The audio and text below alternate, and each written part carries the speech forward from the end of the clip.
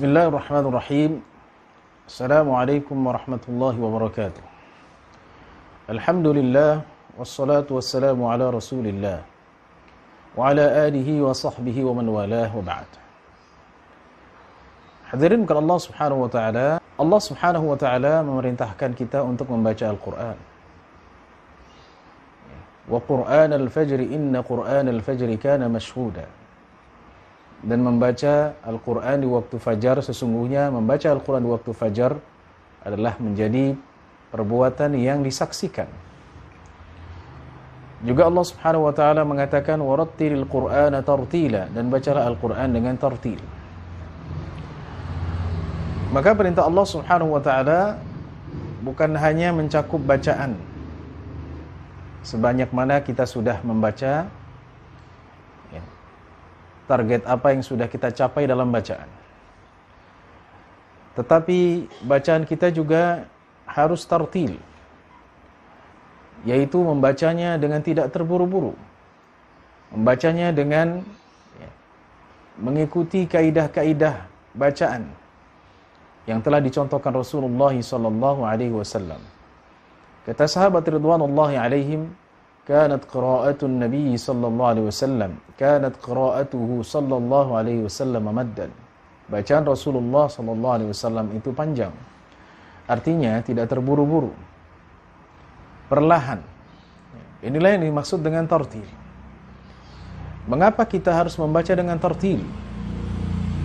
Pertama, karena dengan tartil kita bisa memahami dan mentadabburi isi yang kita baca. Kalau kita baca terlalu cepat, kita tidak akan memahaminya. Kita tidak bisa mentadabburi maknanya. Atau membaca terjemahannya. Tapi kalau kita baca secara perlahan, kita bisa memahaminya dengan melihat terjemahannya, atau kita sudah paham maknanya, kita resapi apa yang dikandung oleh ayat-ayat atau surat yang kita baca. Allah subhanahu wa ta'ala menegaskan afala yatadabbaruna al-Qur'an walau kana min 'indi ghairi Allahi lawajadu fihi ikhtilafan katsira. Tidakkah mereka mentadabburi Al-Qur'an? Seandainya Al-Qur'an datang dari selain Allah subhanahu wa ta'ala, pastilah mereka akan mendapatkan perselisihan yang banyak. Jadi membaca Al-Qur'an itu harus dengan tadabbur, agar kita semakin yakin bahwa ini adalah kalamullah.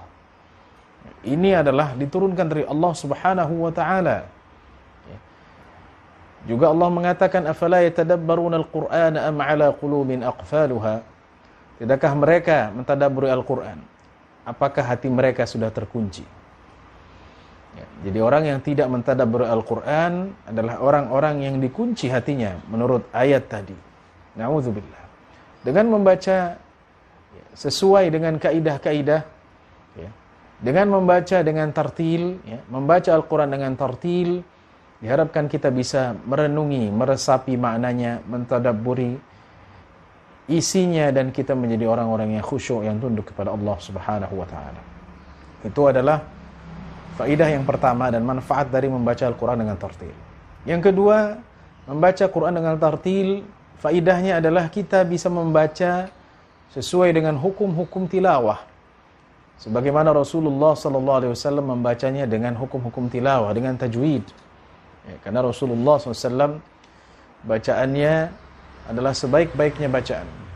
Dan ditiru oleh para sahabat ridwanullah alaihim. Membaca Al-Quran tanpa tajwid, ini bisa menyebabkan makna dari apa yang kita baca menjadi rusak. Bayangkan kalau kita membacanya tanpa tajwid, misalnya iyyaka na'budu. Kita baca iyyaka, yang harusnya iyyaka kepadamu lah kami menyembah, menjadi iyyaka kepada mataharilah kami menyembah, maka maknanya menjadi rusak dan justru menghilangkan tauhid itu sendiri. Na'udzubillah.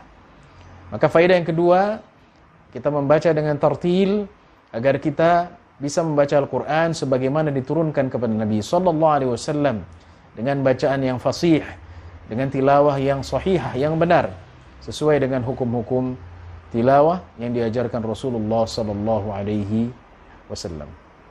Semoga Allah Subhanahu wa taala menjadikan kita hamba-hamba Allah yang selalu membaca Al-Qur'an siang dan malam hari sesuai dengan apa yang diajarkan Rasulullah SAW, membacanya dengan tartil. Amin ya rabbal alamin. Wa sallallahu ala nabiyyina Muhammadin wa ala alihi wa sahbihi wasallam. Assalamualaikum warahmatullahi wabarakatuh.